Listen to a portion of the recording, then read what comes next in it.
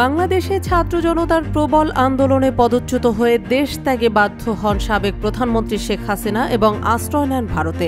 রাজনীতির এই পট পরিবর্তনে বারবার আলোচনায় আসছে বাংলাদেশ জামায়াতে ইসলামী দলটি। এবার বাংলাদেশ জামায়াতে ইসলামীর আমির ডাক্তার শফিকুর রহমান সম্প্রতি ঘোষণা করেছেন যে তার দল ভারতের সঙ্গে বন্ধুত্বপূর্ণ সম্পর্ক চায়। এই ঘোষণাটি দিল্লির নজরে এসেছে এবং বিষয়টি নিয়ে ভবিষ্যতে আরও আলোচনা হতে পারে বলে আশা প্রকাশ করেছে ভারতের পররাষ্ট্র মন্ত্রণালয়।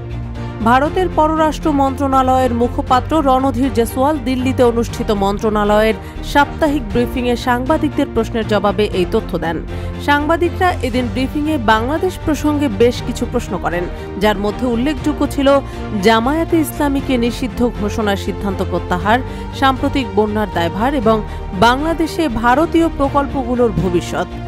এছাড়াও যুক্তরাষ্ট্রের প্রেসিডেন্ট জো বাইডেন এবং ভারতের প্রধানমন্ত্রী নরেন্দ্র মোদির মধ্যে ফোন আলাপের পরে দুই দেশ পৃথকভাবে যে বিবৃতি দিয়েছিল, সেই বিবৃতিতে বাংলাদেশকে নিয়ে দু ধরনের বক্তব্য আসার প্রসঙ্গও উঠে আসে পররাষ্ট্র মন্ত্রণালয়ের সংবাদ ব্রিফিংয়ে।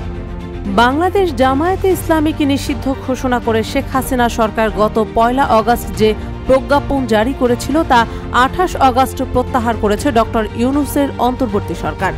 এরপর দেশের সংবাদ মাধ্যমগুলোর সঙ্গে মত বিনিময় করতে গিয়ে জামায়াতের আমির ডাক্তার শফিকুর রহমান বলেছিলেন, ভারতের সঙ্গে সুসম্পর্ক গড়ে তুলতে তার দল আগ্রহী।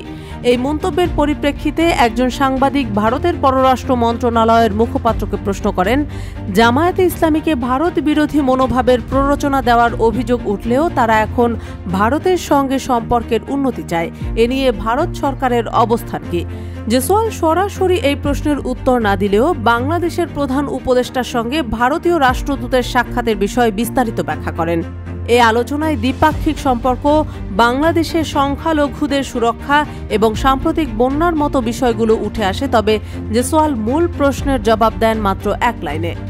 জামায়াত প্রসঙ্গে জেসওয়াল সংক্ষেপে বলেন, এ বিষয়টি আমাদের নজরে এসেছে এবং আমরা আশাবাদী যে ভবিষ্যতে এ নিয়ে আরও আলোচনা হবে।